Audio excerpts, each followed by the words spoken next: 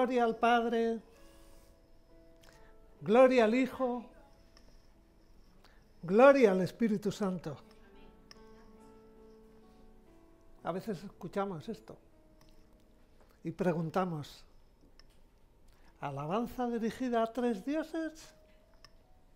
No, no.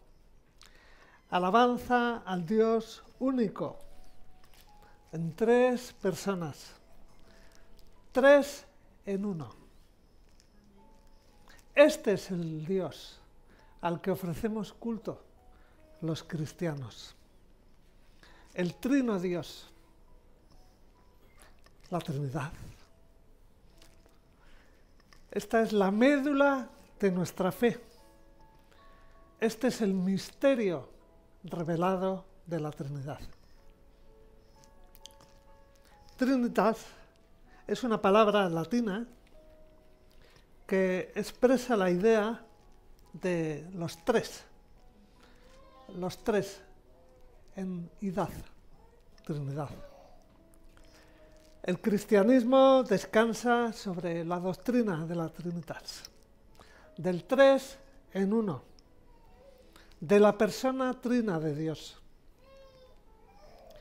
En el inicio del Evangelio, según San Juan, principio del Evangelio de Juan,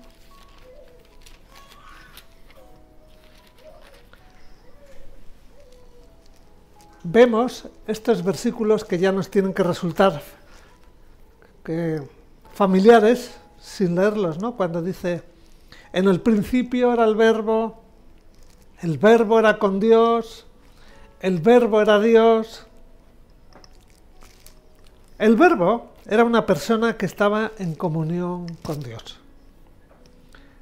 El verbo era en sí mismo persona y eternamente divino. Estamos hablando de el Hijo unigénito del Padre. Juan coloca este misterio del Dios único. Primeramente lo vemos en dos personas, al comienzo del Evangelio de Juan. Juan sabe que nadie puede entender las palabras, nadie puede entender los hechos de Jesús, a menos de que se acepte la verdad de que Jesús es el Hijo del Dios, el único. Pero Juan quiere ir más allá. Quiere que entendamos acerca de la pluralidad de las personas relacionadas con la deidad. Si recordamos, Jesús, en su última conversación con sus discípulos, después de explicarles su plan de trabajo, después de decirles que se tiene que ir para prepararles lugar para ellos en su casa, también les promete, vamos a Juan 14, les promete que les iba a enviar a alguien que él llama el Consolador. Evangelio de Juan, capítulo 14, Evangelio de Juan, capítulo 14, leemos el verso 16, yo rogaré al Padre y os dará otro Consolador, para que esté con vosotros para siempre. Un Consolador. En la riqueza de este concepto se desprende en las distintas traducciones, en las distintas versiones, se desprende el concepto como ayudador, abogado, animador, consejero, asistente, vicario. O sea, este vocablo de consolador nos comunica la idea de estímulo, de apoyo, de asistencia, de cuidado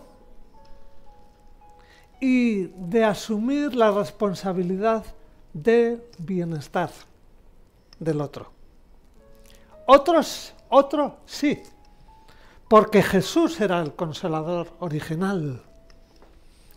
Y la tarea del reemplazante sería la de continuar con este aspecto de su ministerio. Claro, esto solamente lo podemos apreciar cuando Jesús dice esto,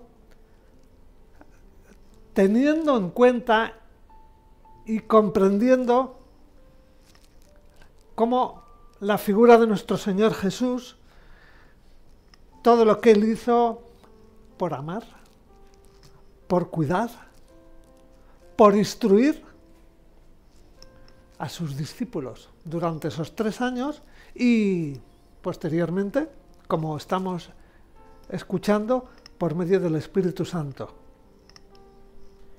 A pesar de eso, hemos visto tantas veces cómo los discípulos, en medio de esos 3 años, donde eran como su sombra, aún así había muchas veces que no captaban. Jesús los cuidó durante ese tiempo. Jesús les dijo que les iba a cuidar. Y les dijo que les iba a enviar a alguien para que les cuidase de la misma manera que habían sido cuidados. Dentro del Evangelio de Juan 14, vemos en el versículo 17, el Espíritu de verdad, al cual el mundo no puede recibir porque no lo ve ni lo conoce. Pero vosotros lo conocéis porque vive con vosotros y estará en vosotros. Dentro de ese capítulo, en el verso 26, vemos, pero el Consolador, el Espíritu Santo, a quien el Padre enviará en mi nombre, Él os enseñará todas las cosas y os recordará todo lo que yo os he dicho. En el Antiguo Testamento, el Verbo de Dios y el Espíritu de Dios, diríamos, constituyen figuras paralelas. El Verbo de Dios es su palabra todopoderosa. El Espíritu de Dios es su aliento todopoderoso. Y ambas frases comunican el concepto de su poder, el poder de nuestro Señor en acción. La palabra y el aliento de Dios aparecen juntos en el relato de la creación. Por ejemplo, vamos a Génesis. Génesis 1. Veamos el verso 2, donde dice, la tierra estaba desordenada y vacía, las tinieblas estaban sobre la faz del abismo, y el Espíritu de Dios se movía sobre la faz de las aguas. Por la palabra del Señor fueron hechos los cielos, y todo el ejército de ellos por el aliento, o sea, el Espíritu de su boca. Veámoslo en el libro de los Salmos. Salmos 33, por favor. Salmo 33, leemos en el 6. Por la palabra del Señor fueron hechos los cielos y todo el ejército de ellos por el aliento de su boca. Vamos al Espíritu aquí. Nuestro Señor nos ofrece enseñanza paralela en el sentido de que el Espíritu Santo también es una persona.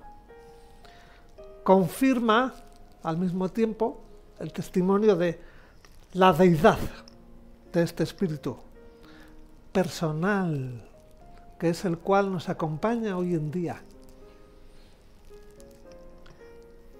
Por eso, volvamos a Juan, que es donde más vamos a movernos. En Juan capítulo 17, verso 11, vemos de Jesús cuando dice, ya no estoy en el mundo, pero estos están en el mundo. Y yo voy a ti, Padre Santo, a los que me has dado, guárdalos en tu nombre, para que sean uno, así como nosotros. Esta es la tarea que el Espíritu Santo hace en cada uno de nosotros cada día. Él es nuestro ayudador, Él es nuestro guardador. Por eso Pablo dice que somos templo. El Espíritu Santo nos acompaña siempre. Cristo relaciona la misión del Espíritu con la voluntad y el propósito del Padre y del Hijo. En una parte vemos que es el Padre el que ha de enviar al Espíritu, como también el Padre envió al Hijo.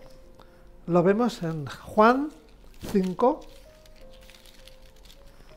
Juan 5, vemos en el verso 23. Para que todos honren al Hijo como honran al Padre. El que no honra al Hijo, no honra al Padre que lo envió. Jesús fue enviado, se hizo carne, se hizo hombre, fue enviado por medio de su Padre.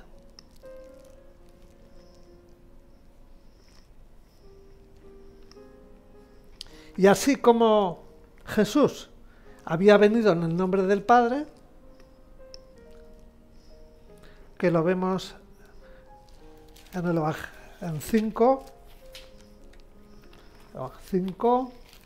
estamos en Juan, 5, verso 43, donde dice, yo he venido en nombre de mi Padre y no me recibís. Gracias. Y no me recibís. Muy interesante esto.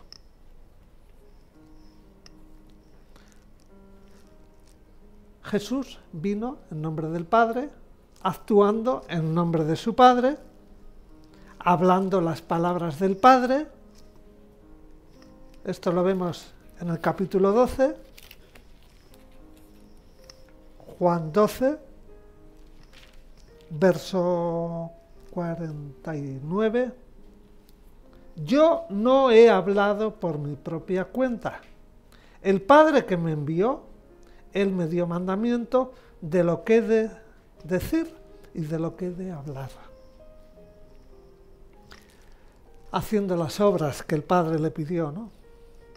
Por tanto, el Espíritu Santo había de venir en el nombre de Jesús para actuar como agente, para actuar como testigo de Jesús. De la misma manera que Jesús había salido de Dios. Sabemos que luego de haber enviado Dios a su Hijo Jesucristo al mundo, lo llamaría de nuevo a su gloria. Y por eso Jesús enviaría al Espíritu a tomar su lugar. Por tanto, el Espíritu es enviado por el Hijo tanto como por el Padre. El Espíritu está sujeto al Hijo tanto como al Padre, por cuanto el Espíritu es enviado por el Hijo tanto como por el Padre. Es muy interesante entender eso. Dios Padre envía al Hijo en carne, como hombre. Por eso Pablo nos dice que nuestro Señor Jesús vino, se hizo hombre, habitó entre nosotros, y cuando Jesús resucita, en sus últimos días, les explica a sus 12, yo me tengo que ir, pero os enviaré a alguien que os va a acompañar. Lo vemos en Juan 20, verso 22. Y al decir esto sopló y les dijo, recibid el Espíritu Santo. Nuestro Señor Jesucristo enviando al Espíritu Santo. Juan, el evangelista, deja estampada, quiere dejar el mensaje de revelación de nuestro Señor sobre el misterio de la Trinidad. O sea, 3 personas, un solo Dios. El Hijo hace la voluntad del Padre, el Espíritu hace la voluntad del Padre y del Hijo. Lamentablemente, es sorprendente las diferencias que hay en las doctrinas cristianas respecto al Hijo y respecto al Espíritu Santo. Se estudia mucho, y hay muchos escritos acerca de la persona de Jesús. Se ignora mucho y se debate muy poquito la persona del Espíritu Santo. Los cristianos no tenemos dudas acerca de la obra que hizo Cristo. Pero ¿cuánto se ignora la participación del Espíritu Santo? Son demasiado los cristianos que no piensan en el Espíritu Santo y en su función.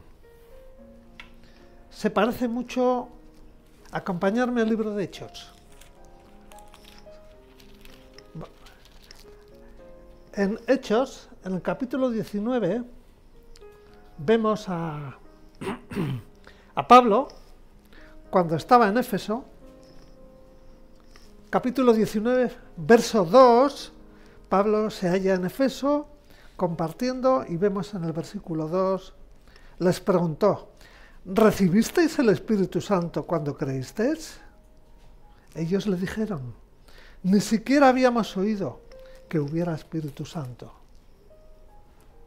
Tremendo. En muchos sentidos no ha variado tanto en la situación. O sea, muchos sabemos acerca de la figura de Cristo, sabemos qué ocurriría en el mundo si ahora nos enteramos que no fuese real lo de Cristo. Sabemos el caos que supondría eso, pero pocos tenemos conciencia de qué ocurriría si no estuviera el Espíritu Santo en el mundo.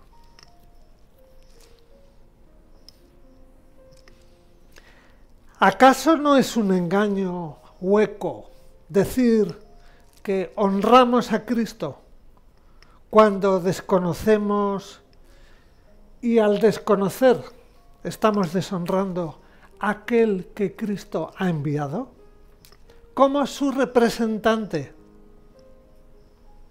para que ocupe su lugar y nos cuide de parte suya?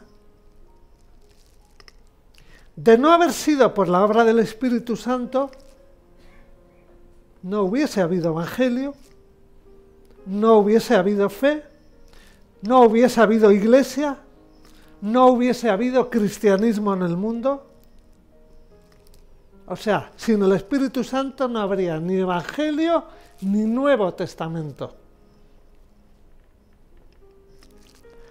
Cuando Cristo se fue de este mundo, entregó su causa, su trabajo a sus discípulos. Los hizo responsables de seguir haciendo discípulos en todas las naciones. Vamos a verlo en Juan, capítulo 15. Juan 15, leemos en el 27, Evangelio de Juan 15, en el 27 leemos, y vosotros daréis testimonio también, porque habéis estado conmigo desde el principio. Vamos un poquito adelante, sin cerrar Juan, al libro de Hechos, y fijaos en el capítulo 1, en el verso 8, leemos, pero recibiréis poder cuando haya venido sobre vosotros el Espíritu Santo, y me seréis testigos en Jerusalén, en toda Judea, en Samaria, hasta lo último de la tierra, las artes, etcétera, etcétera. ¿Qué clase de testigos sería sin el Espíritu Santo? Cristo les mandó al Espíritu Santo para que les enseñase toda verdad y para recordarles todo lo que les había enseñado. Por ejemplo, en Juan, en 14, en el 26, dice: el Consolador, el Espíritu Santo, a quien el Padre enviará en mi nombre, Él os enseñará todas las cosas y os recordará todo lo que yo os he dicho. Tremendo. O sea, la promesa era que los discípulos y los siguientes, enseñados por el Espíritu, habrían de ser capacitados para hablar, como si fuesen otras tantas bocas de Jesús. De tal manera que así como en el Antiguo Testamento los profetas iniciaban sus sermones con: así dice Yahvé Dios, también los apóstoles del Nuevo Testamento podrían decir con la misma fuerza: así dice el Señor Jesucristo. Y sabemos que lo prometido ocurrió. El Espíritu Santo vino sobre los discípulos, les testificó acerca de Cristo, de su salvación. Los 12 empezaron a entender, empezaron a comprender. Y el Espíritu Santo, como vemos en el libro de Hechos, daba testimonio, revelándose e inspirándoles para comunicar el Evangelio verbalmente. O sea, sin el Espíritu Santo no hubiera habido fe, no hubiera habido nuevo nacimiento, o sea, en una palabra, no habría cristianos. Acompañarme a 2 de Corintios. 2 de Corintios, capítulo 4, vemos en el 4, esto es: entre los incrédulos, a quienes el Dios de este mundo les cegó el entendimiento, para que no les resplandezca la luz del Evangelio de la gloria de Cristo. Muy interesante. El Espíritu Santo es el que abre la capacidad. En Juan 3, Evangelio de Juan 3, en el verso 3, Jesús hablando con Nicodemo: de cierto te digo que el que no nace de nuevo no puede ver el reino de Dios. Y en el verso 5, de cierto te digo que el que no nace de agua y del Espíritu no puede entrar en el reino de Dios. Por tanto, el Espíritu Santo es el que tiene la llave. O sea, la consecuencia inevitable de estar en ese estado de ignorancia del Espíritu Santo sería la incredulidad. En Juan 3, en el verso 11, vemos: de cierto te digo que de lo que sabemos hablamos y de lo que hemos visto testificamos, pero no recibís nuestro testimonio. Cuando la persona no puede, ahí tenemos que entender por qué no puede. O sea, el Espíritu Santo dio testimonio a los apóstoles por revelación e inspiración, a los demás les abre los ojos, hemos leído antes, enceguecidos, y por tanto restaurando la visión espiritual. De esa manera, vamos a decir, las personas pueden llegar a entender el mensaje que se les compartía. solamente por medio de la intervención del Espíritu Santo es posible entender la palabra de Dios, es posible captar que efectivamente Jesucristo es el Hijo de Dios.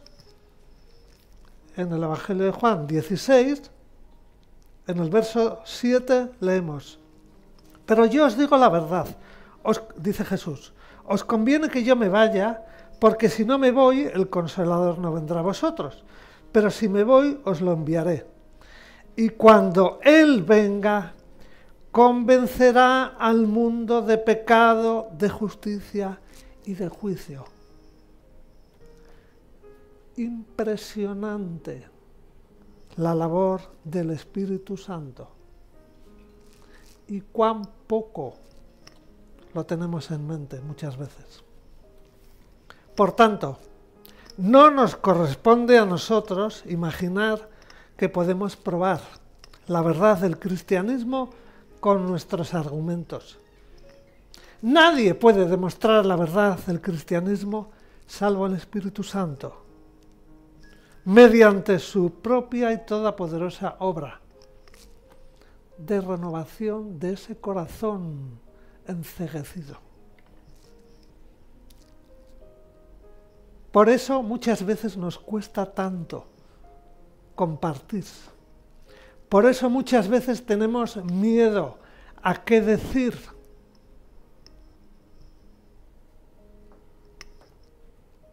Cuando Jesús decía a sus discípulos: ven, sígueme.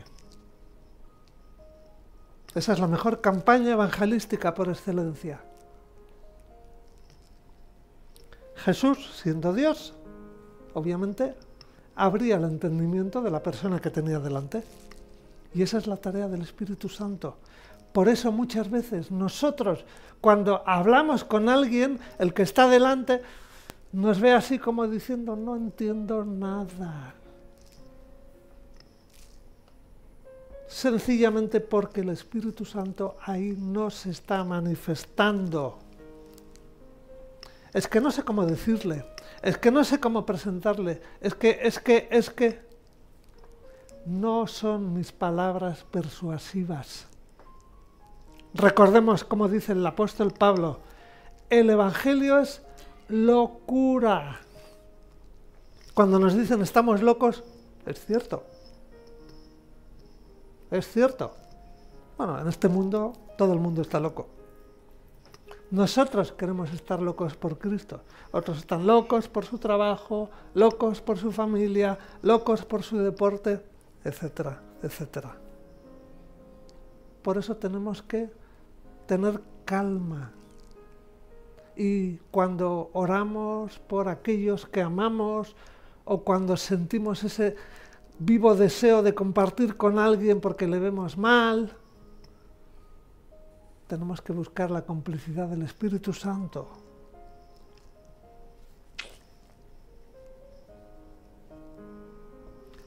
De esta manera estamos honrando al Espíritu Santo su obra. Estamos poniendo nuestra confianza en la obra del Espíritu Santo. Y si no es así, estamos deshonrando al Espíritu Santo y por tanto al que le envió, a nuestro Señor Jesús. ¿Entendemos? No es coherente.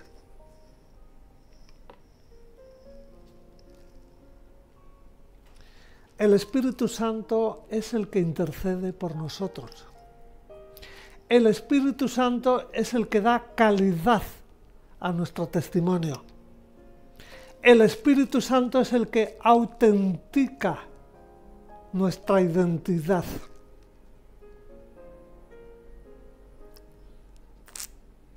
Lamentablemente son millones las personas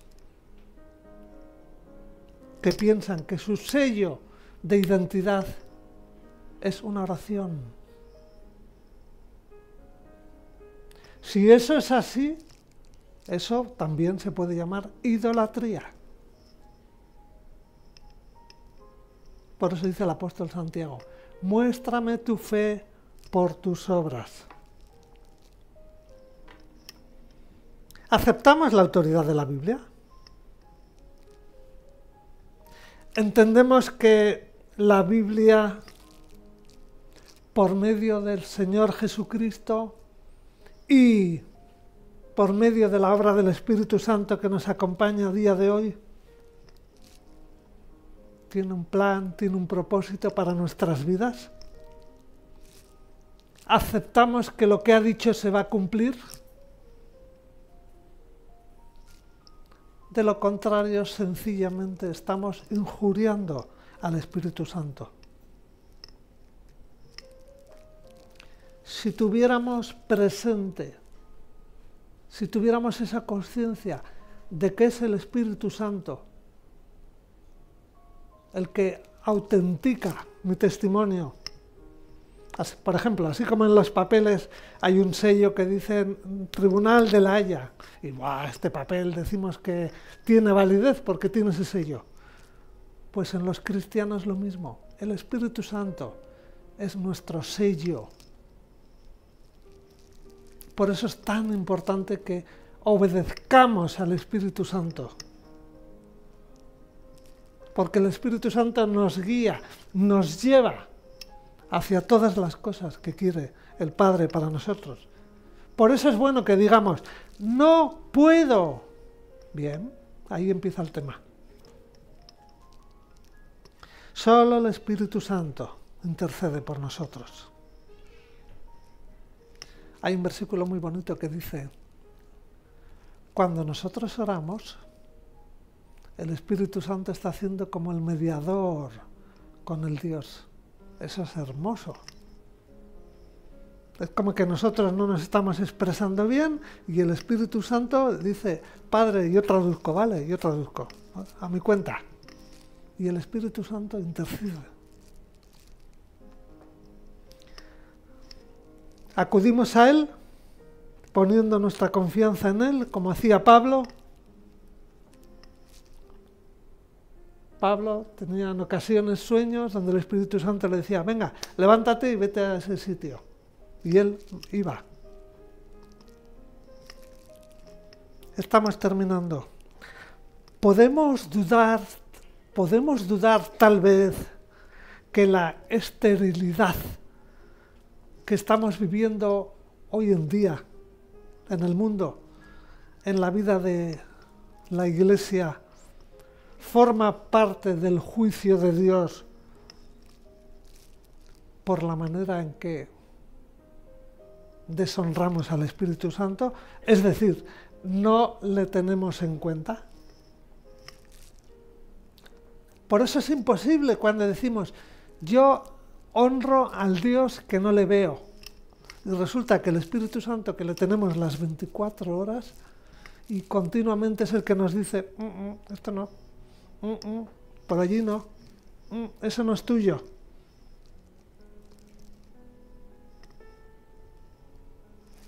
¿Cómo podemos rectificar? Cierra tus ojos. ¿Cómo podemos rectificar? Si la palabra nos dice que el Espíritu Santo nos acompaña, que el Espíritu Santo ha sido enviado por Jesús para que nos acompañe en todo momento, para que nos guíe en todo momento.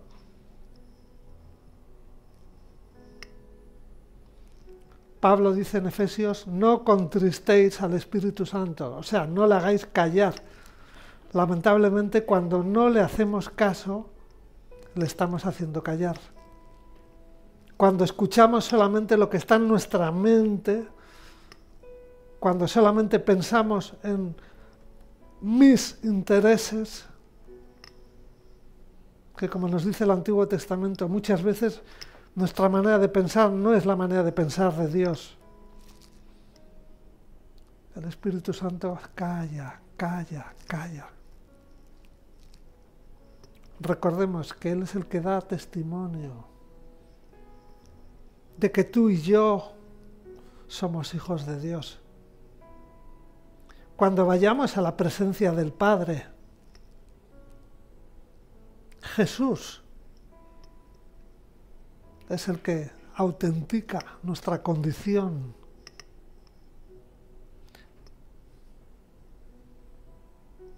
Cuán importante es que nos pongamos a cuentas con el Padre y le digamos: Señor, dame esa conciencia.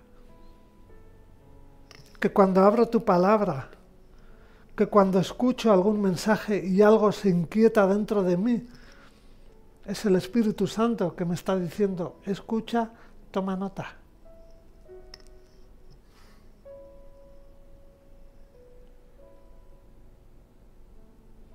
Que podamos decir: Espíritu Santo, tú que intercedes por nosotros con gemidos indecibles, enséñame cómo dirigirme al Padre.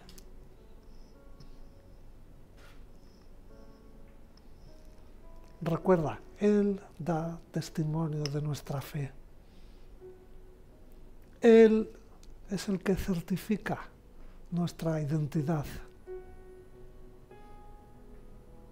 Sabemos y conocemos y escuchamos, etcétera, etcétera, que el ser humano podemos vivir en el autoengaño. Podemos vivir creyendo una mentira. Porque como dicen los intelectuales hoy en el siglo XXI, una mentira repetida 100 veces se transforma en una verdad.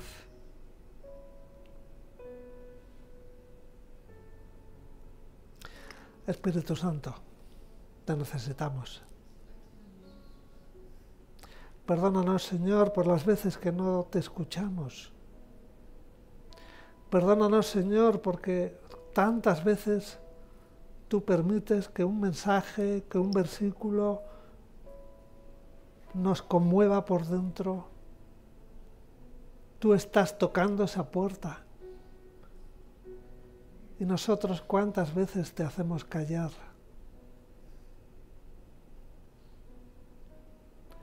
Perdón, Espíritu Santo. Perdón por ningunearte. Señor, apelamos a tu misericordia. Apelamos a tu misericordia, Señor, para que tú nos permitas ponernos a cuentas, Señor. Tú enviaste a tu Hijo a morir en la cruz. Él pagó ese precio que nos corresponde a cada uno de nosotros. Él era inocente.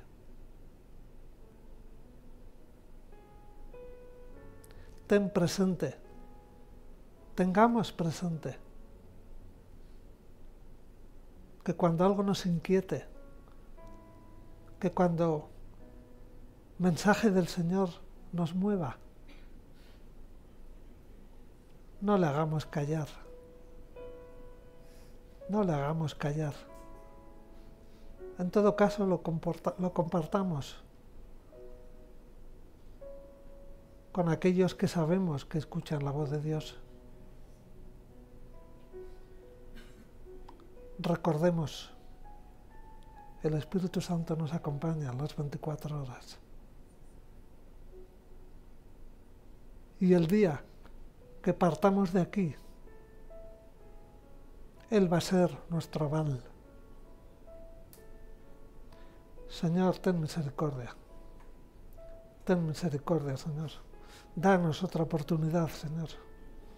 Danos otra oportunidad, Señor. Queremos honrar tu nombre, Señor. Queremos honrar tu nombre, Señor.